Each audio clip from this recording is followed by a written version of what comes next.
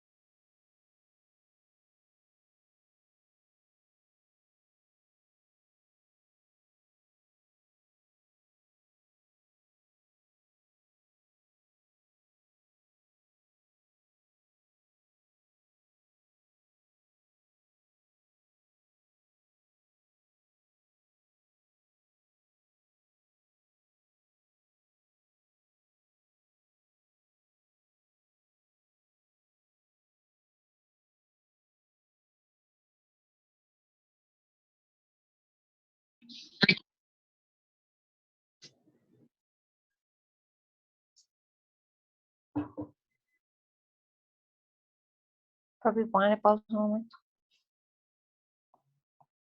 ¿Y los demás?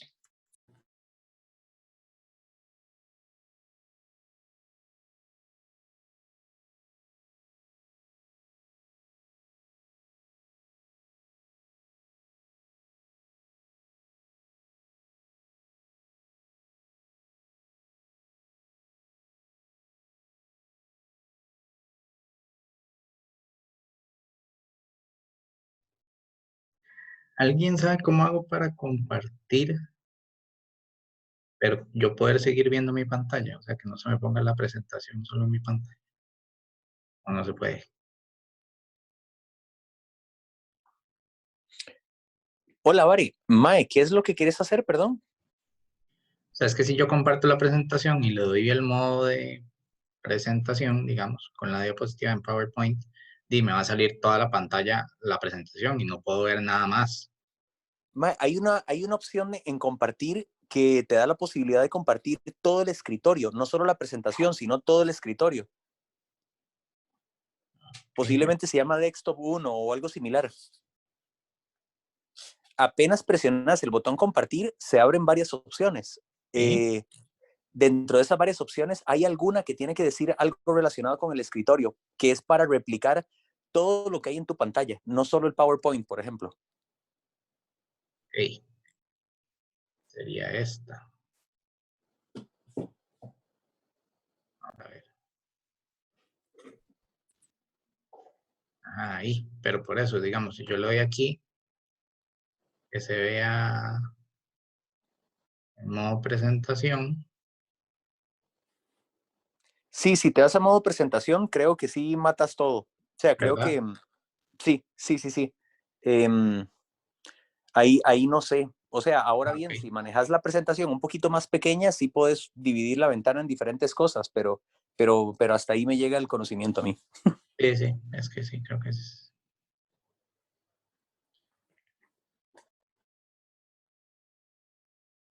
Bueno, gracias. Aquí me la juego.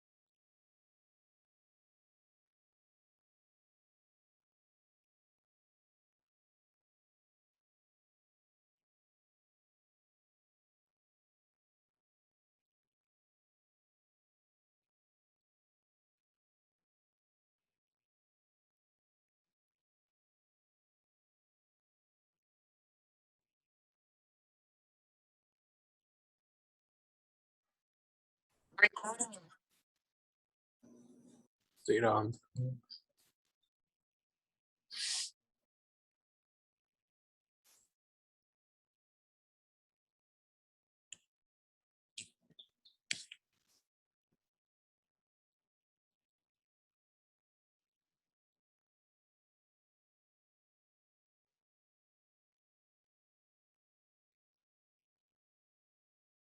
Bueno, pues yo creo que ya voy a empezar para no atrasarlos mucho. Y primero que todo, agradecerles por sacar el ratito a los que están aquí. Yo sé que tal vez un sábado en la noche, aunque sea pandemia, hay muchas más cosas que estar haciendo. Pero bueno, voy a tratar de hacerlo lo más rápido posible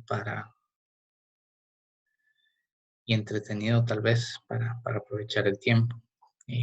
Que les explico un poco, esta presentación que les voy a hacer es sobre Derecho Ambiental Internacional, es para el curso de Derecho Internacional Público de la CID. Les comento un poco, antes de empezar, básicamente lo que nos piden en el curso es abordar un tema de Derecho Internacional Público con el objetivo de llevarlo a personas que no necesariamente están en la rama del derecho. Entonces, yo voy a tratar de hacerlo tal vez no tan técnico, vocabulario un poco más coloquial. Igual en cualquier momento, si alguien tiene alguna duda o algún concepto no queda claro o comentarios en general, tal vez para hacerlo más interactivo, me pueden interrumpir. No hay problema. Y si no, igual al final ahí podemos tener un espacio de preguntas o de comentarios. Entonces vamos a empezar.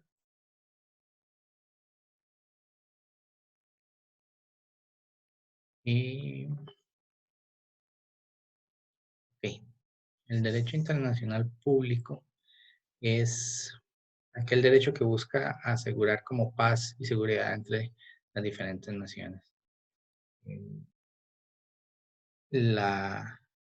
Se basa en fuentes del derecho como decisiones de organismos internacionales, las costumbres, también antecedentes que se hayan dado y tratados multilaterales. En el caso del derecho ambiental, es un conjunto de normas, bueno, el nombre es bastante obvio, ¿verdad? Es un conjunto de normas que orientan las relaciones entre el ser humano y su entorno con el propósito de mantener algún cierto equilibrio que permitan satisfacer tanto las necesidades de las personas, sociales, productivas, culturales, etcétera, siempre tratando de resguardar los recursos naturales.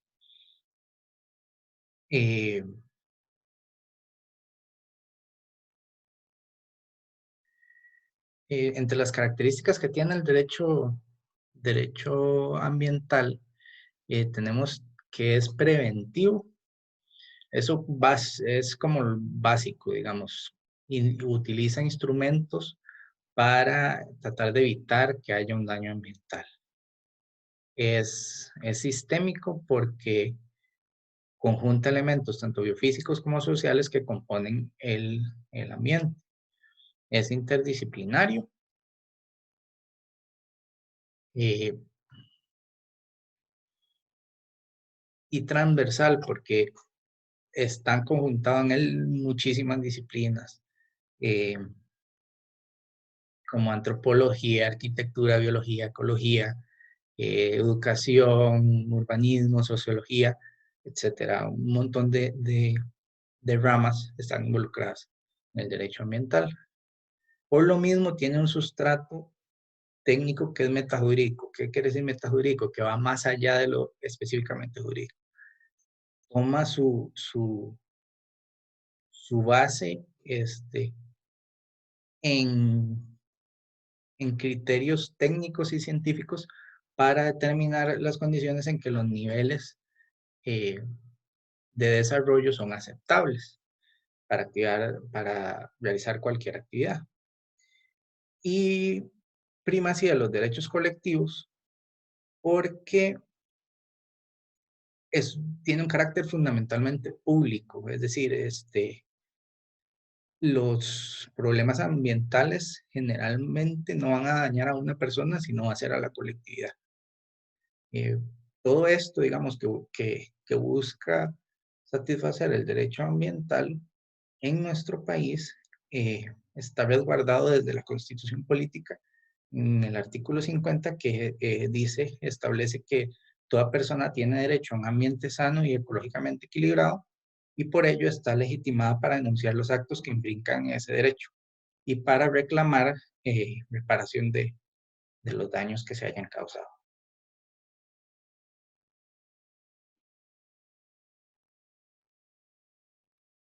Okay. Voy a hablar un poquito de los principios que tiene el derecho ambiental. A ver, ¿por qué los principios? Porque los principios son como una guía que nos llevan hacia dónde es que queremos llegar con el derecho ambiental, qué es lo que basa, digamos, de dónde toma su base el derecho ambiental para conseguir sus objetivos. Entonces, son muchísimos, los principios son interminables y cualquier, pero hay algunos, primero que escogí por su relevancia y porque especialmente a mí me llaman la atención y porque son como digamos, los más importantes que ha señalado la doctrina. Entonces, en primer lugar, el derecho ambiental eh, está tutelado por el Estado. No hay más allá, ¿verdad? O sea, el que tiene la obligación de estar en vigilancia del ambiente es el Estado. El otro principio es el uso racional de los recursos, eh, a fin de que lo que se busca es lograr que haya un balance entre el desarrollo de los países y el derecho que tenemos todos a un ambiente sano. El principio de calidad ambiental, bueno, ahí está claro, todos tenemos derecho volvemos al mismo, a un ambiente equilibrado y sano. El principio precautorio lo que nos va a decir es que el Estado, no, lo que tenemos que buscar es que no se llegue a cometer alguna falta contra el ambiente, sino que desde antes tengamos la precaución de llegar a eso. También en materia, estos principios que estamos hablando se aplican sobre todo a materia nacional. Entonces, se ha hablado de la realización del estudio de impacto ambiental antes de realizar cualquier obra. Bueno, y aquí ustedes, si gustan, pueden leer un poco más sobre los principios. No quiero detenerme tanto en ello porque si bien son muy importantes, tal vez no nos van a aportar tanto ahorita la discusión sobre qué es lo que esperamos del derecho ambiental. Entonces, vamos a seguir. Ahora voy a pasar, ahí estamos hablando del derecho ambiental como una rama general y un poco de lo que se da en nuestro país. Pero, ¿qué es el derecho ambiental internacional?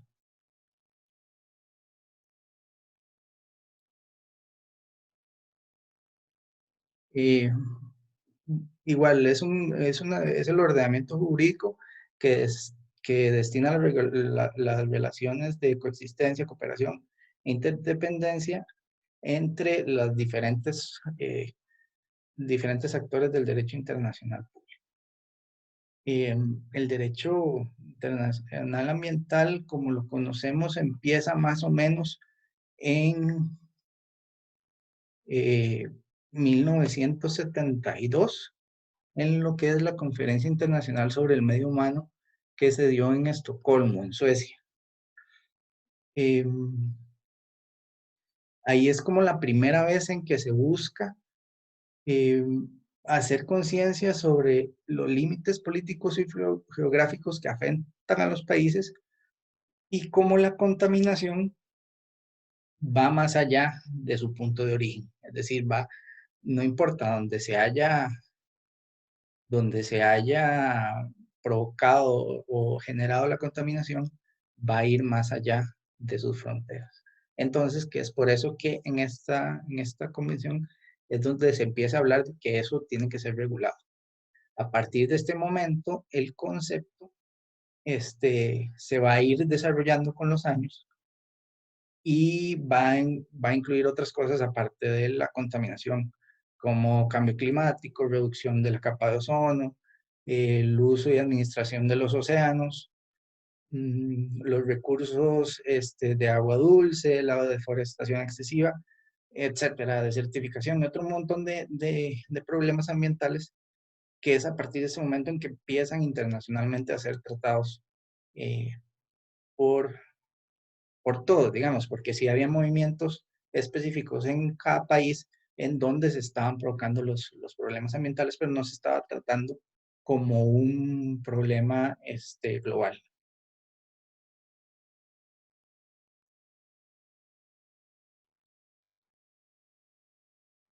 Habíamos hablado de los principios del derecho ambiental en Costa Rica, y ahora quiero también detenerme un poquitito, tal vez aquí, también rápido, en lo que son los principios, pero a nivel internacional. Entonces, tenemos el principio preventivo, ya lo hablamos, básicamente es evitar a que se llegue a dar el problema que afecta al ambiente.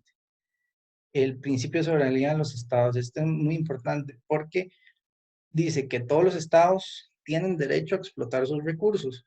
Sin embargo, estos mismos son responsables de garantizar que las actividades que están bajo su control no vayan a dañar el ambiente. Respecto a la diversidad cultural,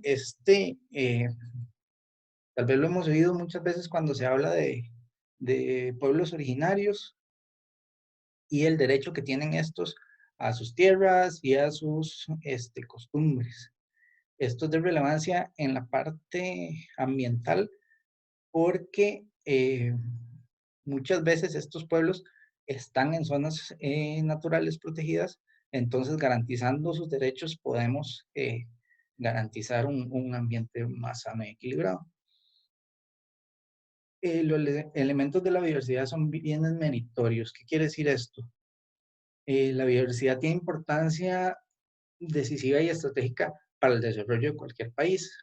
Entonces, sus elementos son indispensables para el uso doméstico, económico, social, cultural, etc. El principio de equidad e intergeneracionalidad es que los elementos del ambiente son en esta generación, digamos, tienen que ser distribuidos para todos de una forma más equitativa y racional, y también entre generaciones. O sea, hay que asegurarnos que más allá de la nuestra, las otras generaciones tengan la posibilidad de gozar de un ambiente equilibrado y de sus recursos. El principio de restaurabilidad también es que si se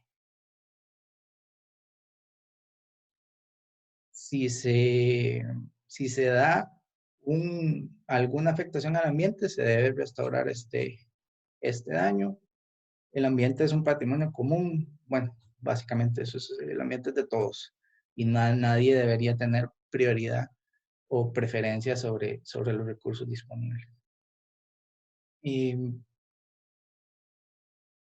el principio de participación ciudadana y consulta y acceso a la información, igual lo hemos visto muchas veces también aplicados aquí en el país. No sé si alguno recordará cuando se estaba haciendo alguna represa hidroeléctrica aquí, que se le debía consultar a los pueblos indígenas sobre la afectación que se iba a dar en su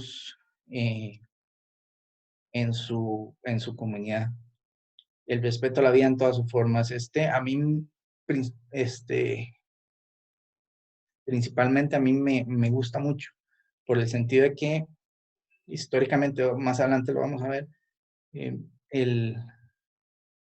hemos centrado nuestra atención en el ser humano y nos hemos olvidado de que todos los elementos de la naturaleza son igualmente importantes. Entonces, todas las otras formas de vida deben ser respetadas. Y ya lo hablamos también en la parte nacional, el principio de precaución o precautorio, que es antes de que se dé el daño ambiental, hay que prevenirlo lo más posible que se llegue a dar.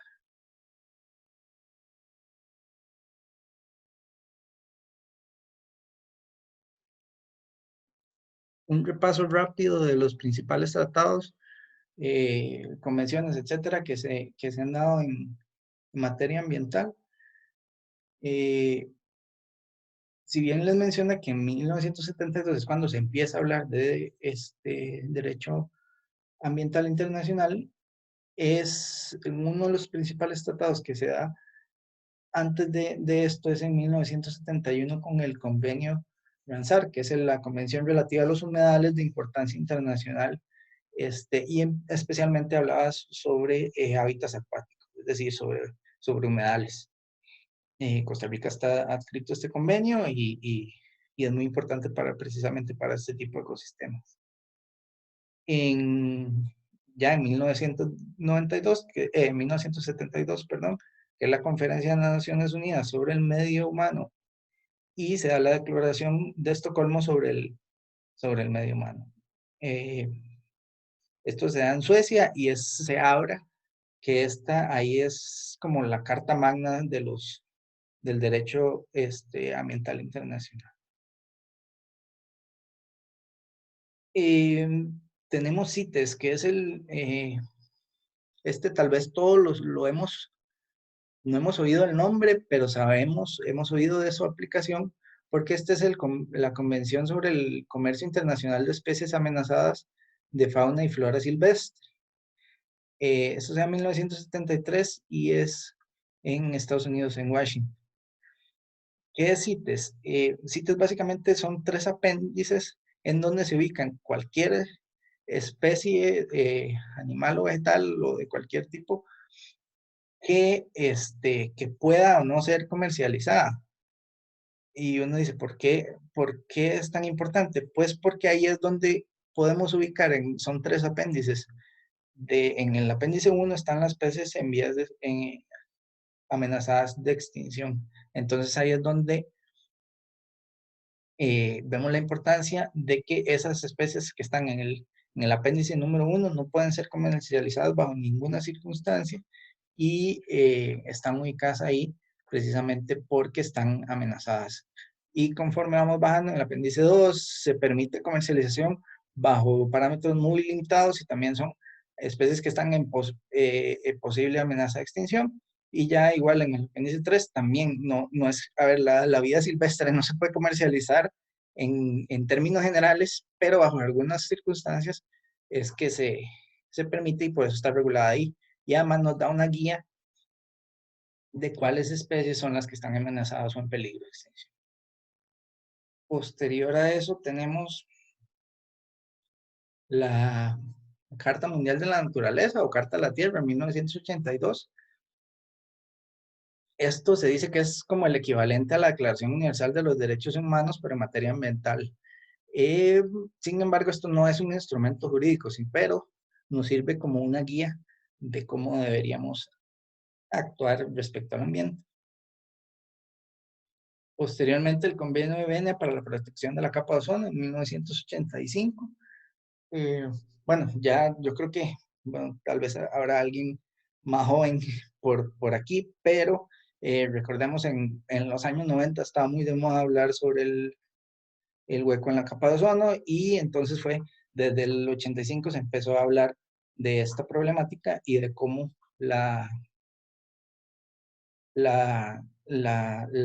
se buscaba solucionarlo y entonces desde ahí se empezó a hablar de algunas sustancias que afectaban la capa de ozono y que, digamos, esto sí tuvo un impacto y actualmente ya los aerosoles, que es lo que conocíamos, ya no tienen esa sustancia que provoca esta pérdida en la capa de ozono. En 1992 se da la Conferencia de las Naciones Unidas sobre el Medio Ambiente y el Desarrollo, o lo que conocemos como la Cumbre de la Tierra en Río de Janeiro. Esta cumbre buscaba un equilibrio entre las necesidades económicas, sociales y ambientales de las generaciones presentes y futuras, y genera un montón de compromisos y de convenios. Se genera el Convenio Internacional de la Diversidad Biológica y del Cambio Climático, y a partir de ahí es como que se empieza a tratar de comprometer a los países a ser más responsables con el medio ambiente. Posteriormente, en 1997, se da la cumbre,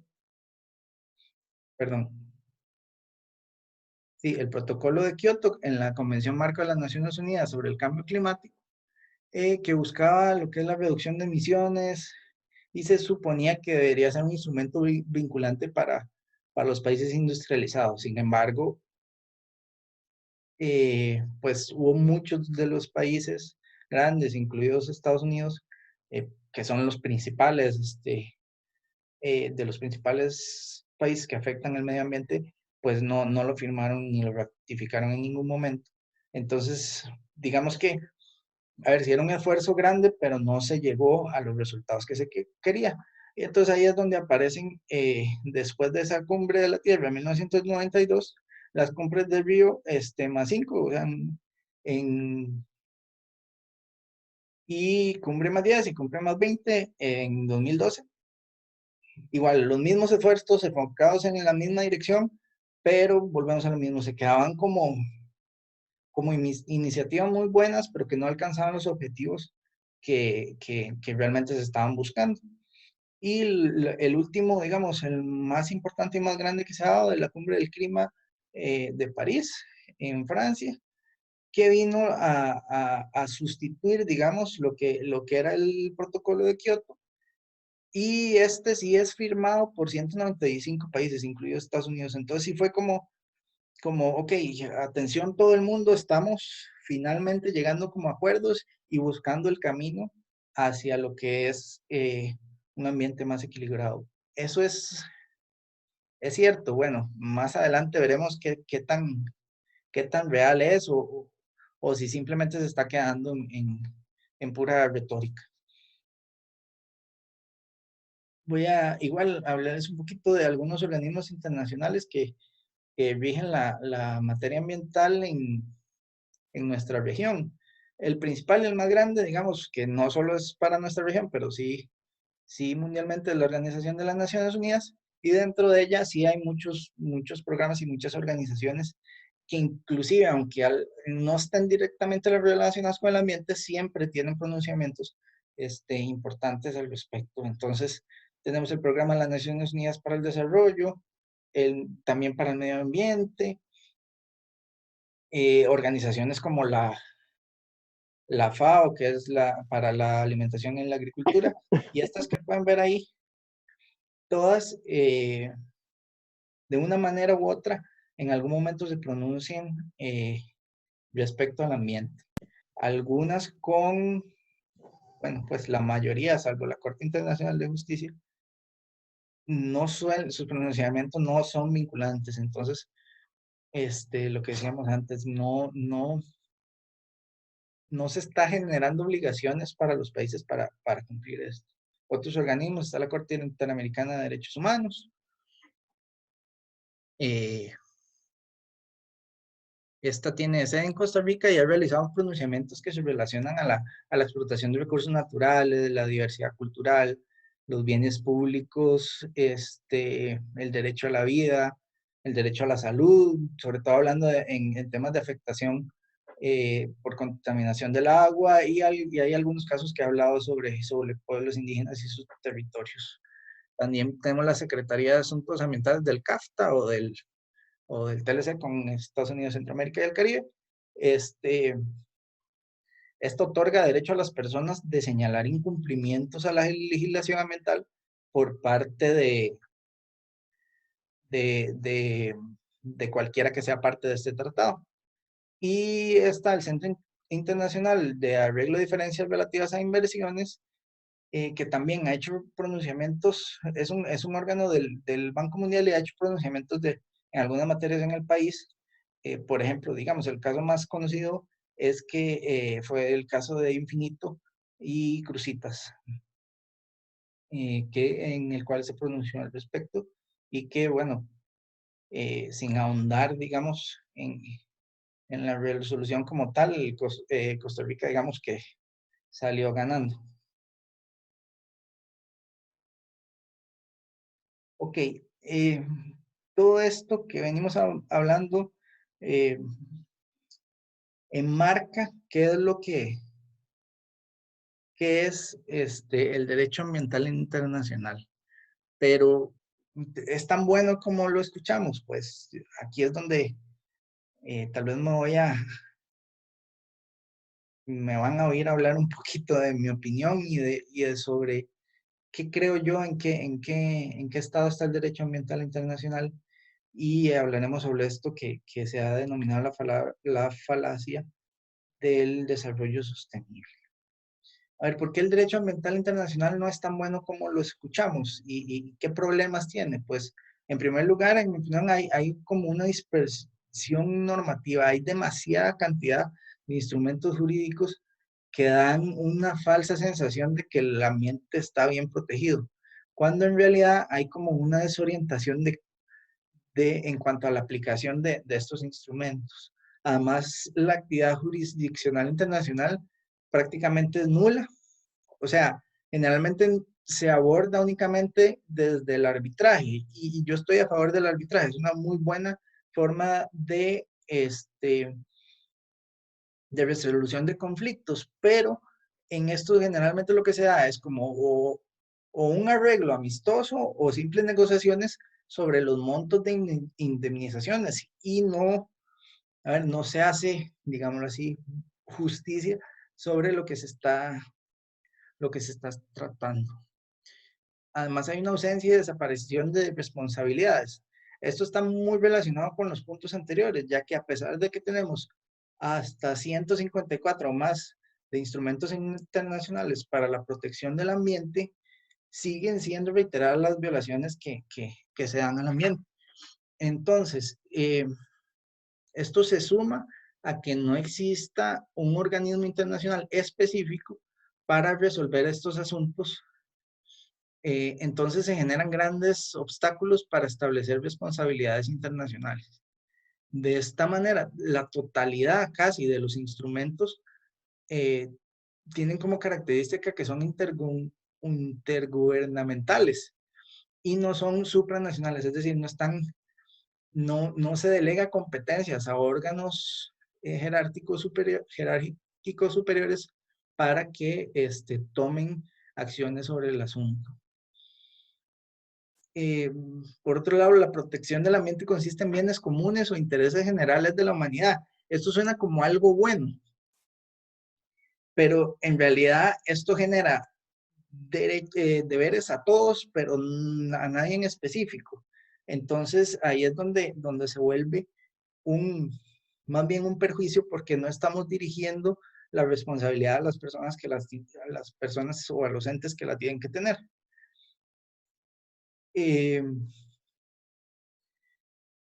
Tanto consenso, digamos, alrededor del derecho ambiental, más bien ha venido a generar lo que se conoce como el derecho blando o soft law.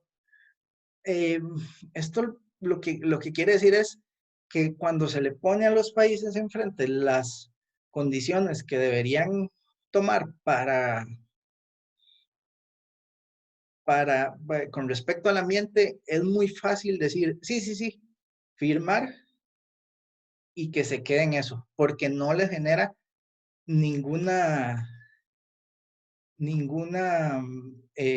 presión al respecto de decir, ok, si no cumplimos,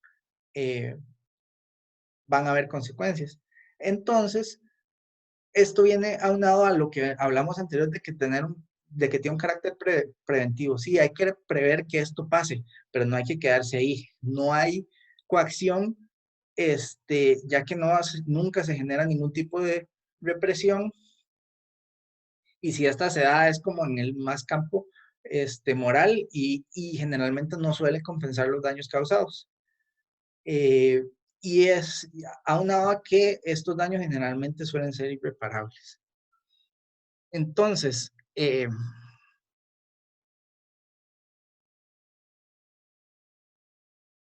qué, ¿qué tenemos que hacer respecto a esto? Bueno, debemos empezar a desglorificar y cambiar algunos conceptos que en mi opinión parecen positivos, pero que han generado ideales más que acciones y zonas de confort en la materia, que no permite ver la realidad y nos aleja de las verdaderas soluciones.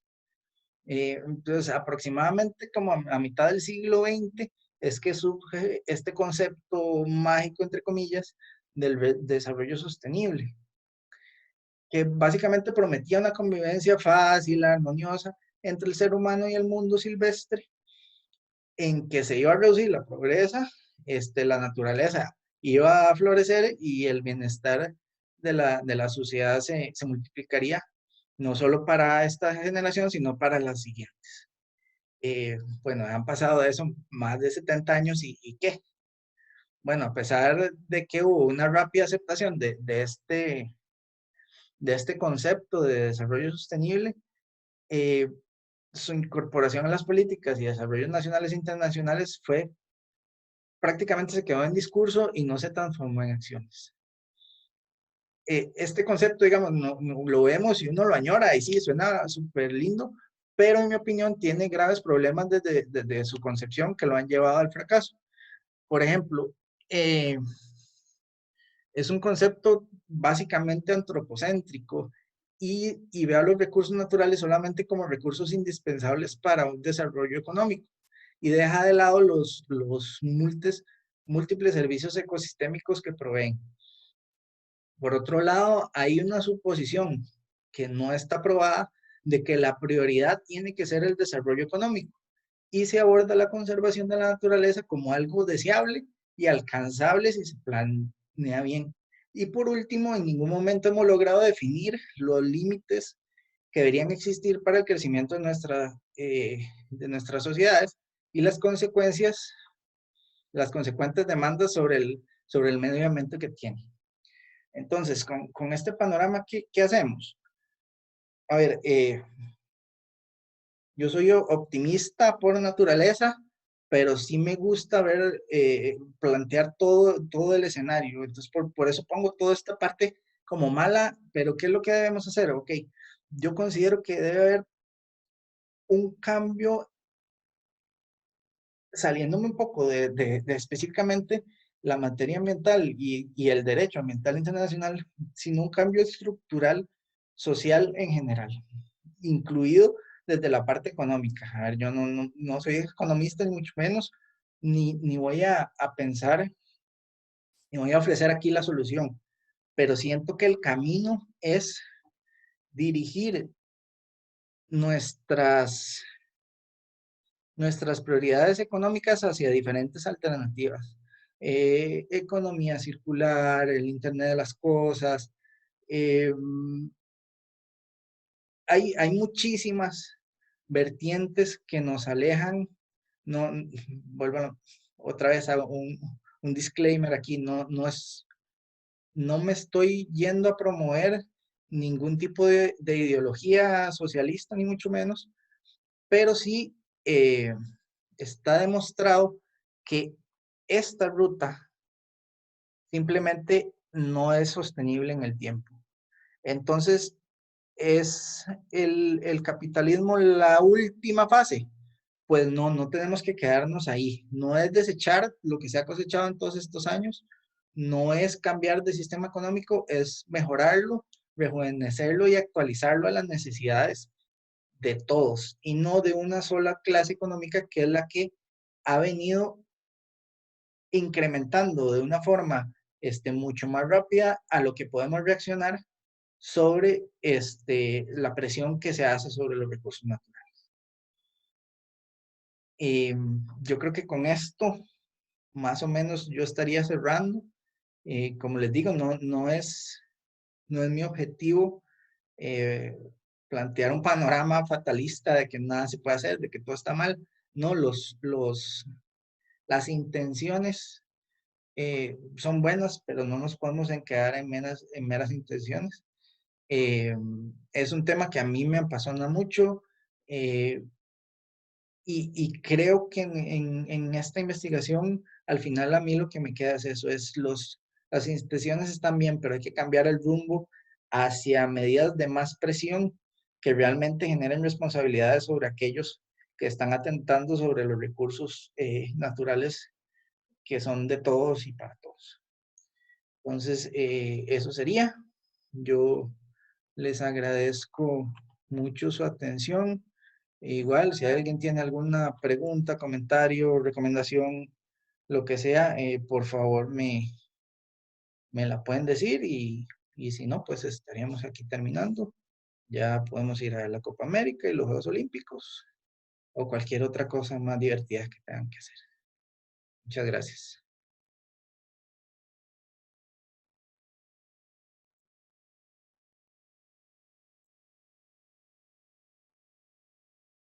Giovanni, tiene la mano levantada, quería decir. Sí, gracias. Gracias. Solo una pequeña reflexión. La diferencia del derecho internacional, del derecho local, pues podríamos decir que está basada en la coercitividad de las normas.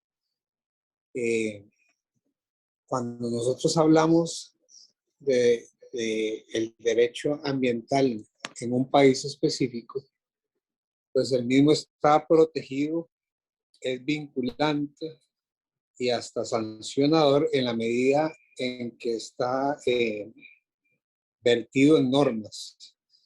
Entonces nosotros tenemos normas que protegen el ambiente en lo penal, normas que prohíben actividades a la hora de realizar uno solicitudes para, por ejemplo, para construir, ha de cumplir una gran cantidad de requisitos, etc.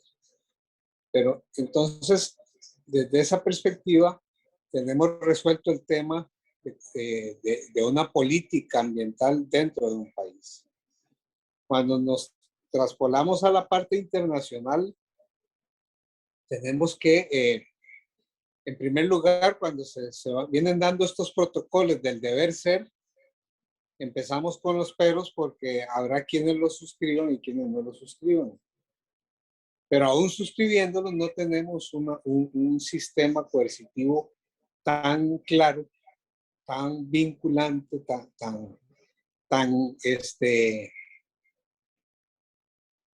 ¿cómo diría la palabra? Tan fuerte que crea condiciones a los estados para dejar de hacer o para hacer. Entonces, si el derecho coercitivo no nos da la solución, ahora que Andrés hablaba del tema de la economía, deberíamos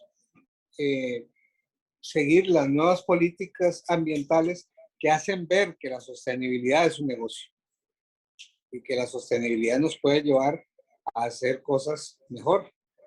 Entonces, en todas estas discusiones que hoy tenemos, es muy difícil pensar, hace no mucho tiempo, pensar en la posibilidad de erradicar el plástico.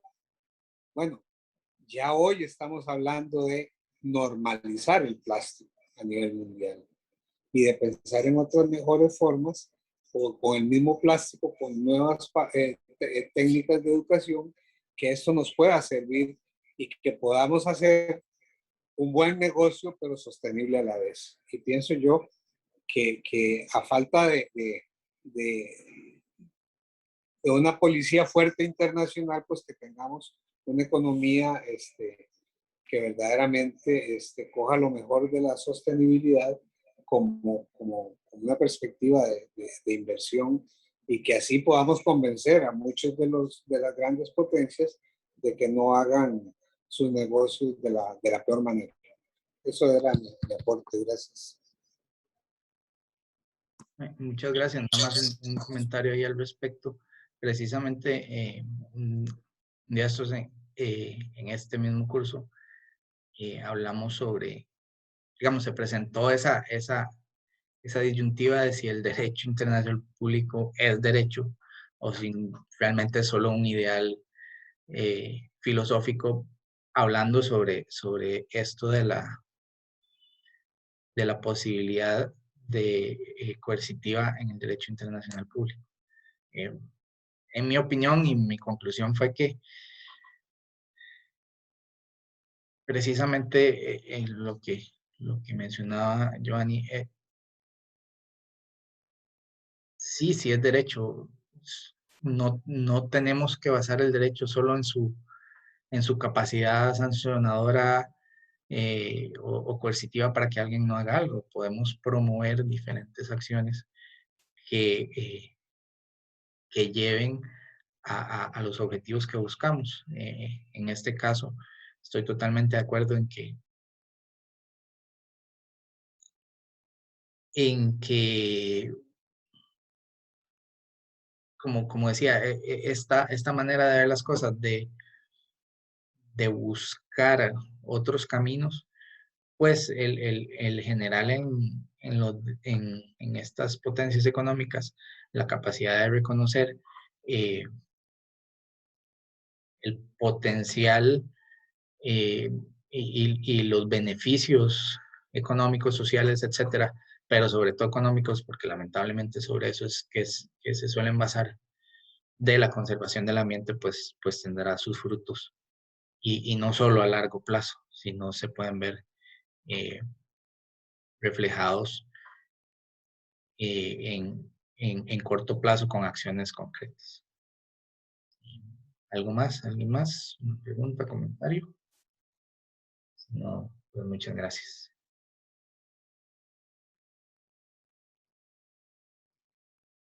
Gracias. Gracias, buenas noches. Buenas noches.